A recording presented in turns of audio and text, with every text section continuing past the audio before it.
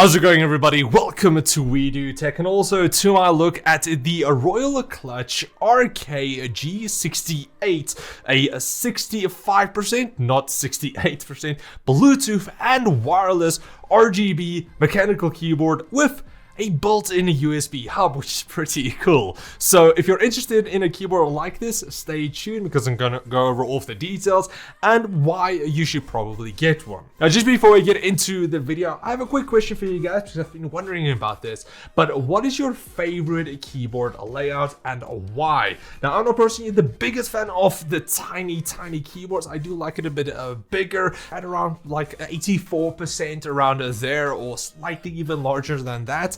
But I know a lot of people do personally like their tiny keyboards, so let me know down in the comments below. Alright, so starting off with the pricing for the G68, it is retailing for around $66 on Amazon, which I personally do think is quite a steal for everything that you actually get.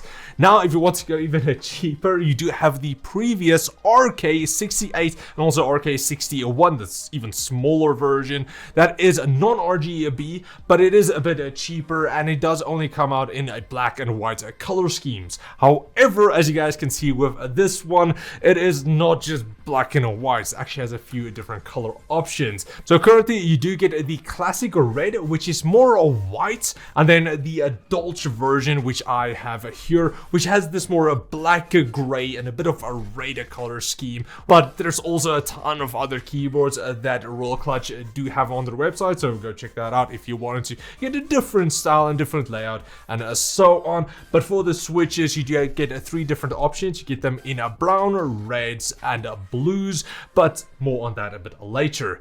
Now, moving on to the design, the PBT plastic shell does feel very sturdy with a minimum flex to it. It's actually very well built, and it does also feel a bit hefty. It doesn't really feel cheap, again, at that $66 price range at all. It feels very premium, actually, compared to even a lot of other keyboards that I have used and I own still. It feels very high in quality. Now, at the front of the keyboard, you do get your detachable USB Type-C port, and then also two USB Type-A ports. This allows you to connect two additional peripherals to the keyboard itself, which I find is really handy. Now, I personally connect something like a wireless mouse, like my Logitech here, and then also possibly a wireless headset. I actually did that quite a bit, and it works really nicely. But unfortunately, it only works while in a wired mode. Again, we'll get into the wireless options later on. I think it would have been entirely game changing if it actually worked in a wireless mode as well. But unfortunately, we're not there yet. Nobody that I believe have actually made a keyboard like that. So let's hope for the future at least, because I think that'll be really cool. It'll just probably drain the battery quite quickly as well. Now, having the 65% loud does make it slightly more practical for me personally instead of the 61%, because you do actually get an additional row of keys here on the side, and that allows you to have a dedicated arrow keys, which I personally, of course, do use a lot of people do, but some of the smaller keyboards don't have those, and those are only secondary functions where you need to press the FN key, and sometimes it can get a bit annoying. But other than that, I know a lot of people do personally like, again, smaller keyboards.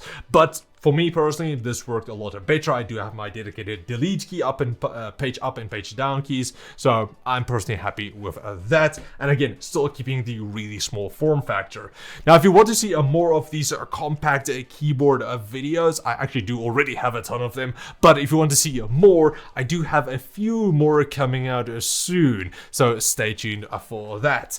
Now, moving towards underneath the keyboard, you do not get any flip out keyboard feet here, and it's currently picking up that I'm actually using it, so it's going mad on the keyboard on the system there. So you do not get any flip out keyboard feet, but you do have your rubber pads here in the corners, which does add plenty of grip, and also thanks to it being a slightly bit heavier, it does also keep it in place a bit more than some others. But if you are going to add a ton of pressure, of course, it is going to move. But while you're typing, it shouldn't be a problem. Maybe if we're gonna all out game and go all crazy, then it'll move, but otherwise for typing, it shouldn't really be a problem. Now also underneath the keyboard, you do get your 2.4 GHz wireless USB dongle, which is magnetic there as well, so it is going to stay in place if I can get it in there, so you don't have to worry about it falling out or anything like that.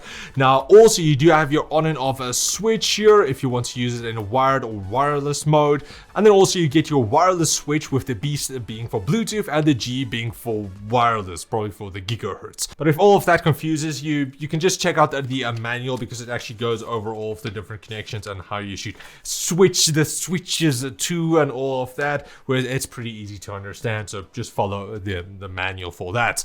Now for the switches, they are a Gatorons, but if you don't like the blues or browns or reds, you do actually have the option of them being hot swappable with either 3 or 5 pin switches to fit your feel, what you personally like. Now they advertise that that's like 98% of all of the available switches, so you should be able to fit the switches you want on the keyboard if you want to go that route. Now I'm glad to say that I don't have any bad experience about these switches, using them for a couple of weeks now. I don't have any space jump backs or the springs being too loud or anything like that. Again, being on the cheaper side at $66, I actually expected worse, but I am happy to be wrong here. Now typing the script and also gaming was very pleasant, and you do also feature a 100% in-key rollover, so you can press as many keys as you want at the same time. And oh, I do still like actually decipher on them.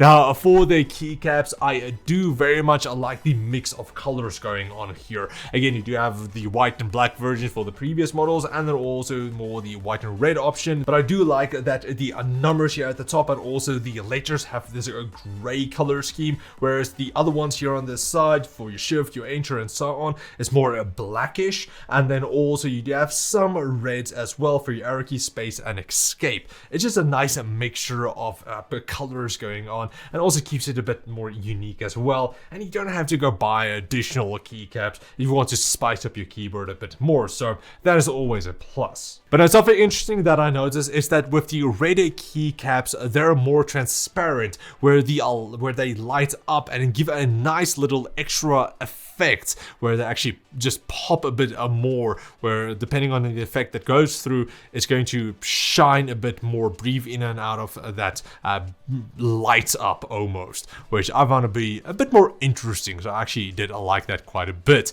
Now as for the keycaps, they are a double shot PBT and have a very nice feel to them. They feel quite a premium, as well as being oil resistant. You don't want any of your oily fingerprints on your keycaps. You do get that on some of the other gaming keyboards where we're using it for a long time and so on. It actually wears into the keys and it just looks icky then, and everything, you need to wipe it down. Luckily this, you don't need to have that, and also it does have a bit more of a slightly rough finish to them, which gives you a tiny bit of grip as well, so I do personally like that. Now as for the RGB, it isn't always a smart option for a wireless keyboard, but also I'm not always all that smart, so I personally like it. So the G68 is a per key RGB backlit with 20 preset effects and 8 colors for each, all of which you can control on the keyboard with the FN functions, with them printed on the side of the keycaps. You also have your standard controls like speed and also 5 levels of brightness and also off as well. Now for those interested, you do have a static white color, but like most other RGB keyboards, it's more of a bluish tint to it really than like a pure white, which is unfortunate, but again, that is a problem that majority of the RGB keyboards have, so we'll just have to live with that, unfortunately. Now if you do have any idea of a product you would like me to feature here on the channel, either in a single review or even a comparison comparing it to something else possibly, then tag me and also the brand of the product in a tweet, and then I will try to make that happen, get everything arranged and see if they can actually send one over, and we can possibly get that arranged for you. Now moving on to the battery life and also the wireless connections, I didn't time how long long the battery actually lasted, but they do state that it lasts for up to 48 hours on a static color, and that actually does sound quite right. With the RGB on, it actually stayed on for a couple of days of average use, and something is disconnecting and reconnecting again.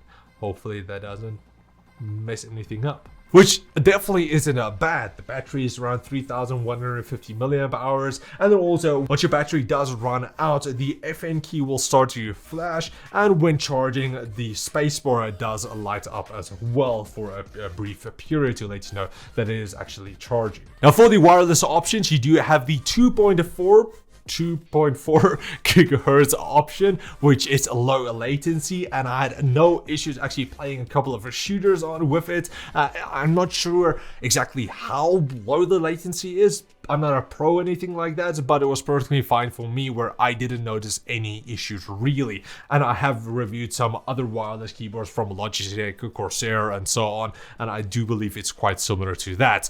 Now the range was also not bad, reaching across the room. It's not an entirely large room, but it did reach there, but it did need a line of sight where afterwards it did start to slightly lose connection every now and then, double typing or mistyping and so on. So just make sure about that, don't go too far. Now for the Bluetooth, you can connect up to 3 devices at the same time, so technically all in all you can have 5 different connections at the same time and easily switch between them, either with just an FN function or at the bottom just switching on and off in Bluetooth mode and wireless mode. So you'd have plenty of options there if you have 5 different devices that you really need to connect to, but you do have the options for those. Now wrapping up the G68, just a few recommendations and also my final thoughts on the keyboard. So I would firstly recommend actually getting a palm rest. It's not too bad to type on if you're already used to the more elevated style of keyboards, but I do like my keyboards to sit a bit more flat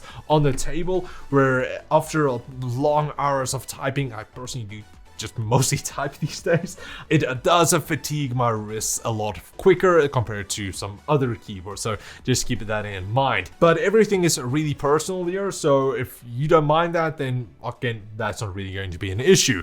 Then finally, you're able to download this software from their website, but I did find that it didn't really work for me here. It worked on one of the other keyboards, but it didn't work on this one per se, so I'm not exactly sure where I should find different software, or if it just didn't work, I'm not exactly sure. I'll try to see if I can find a different version, but at the time of recording this, I wasn't able to. But if you do find it, you'll be able to adjust stuff like your RGB effects. You should be able to adjust macros and so on. And so pretty standard really there, but luckily you can do everything on the keyboard itself.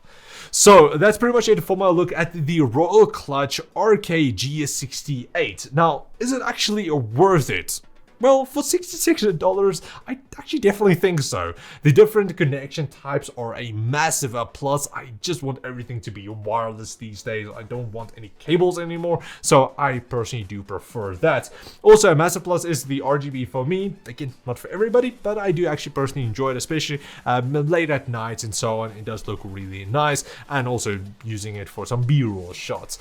Now, seeing as I type a lot, again, I would recommend getting a palm rest, but luckily there are plenty of options out there. Now, if you would like any of the products featured in this video or some other recommendations, like again a palm rest, check out the link in the video description for everything. Whether you live in the US, Europe, South Africa, over here, I'll leave all of the links down there as well. Now, also, if you have any questions, leave a comment below in the comment section, but the best way is either to actually tweet directly at me with your question, or join our Discord server linked below, where I or someone else there will be able to help you out with any really questions that you have, whether it's about a product that I've reviewed or just something in general. But that's pretty much it for my review. I do hope you guys enjoyed it. If you did, please like, subscribe, and comment like always, and I'll check all of you next time. Cheers, guys.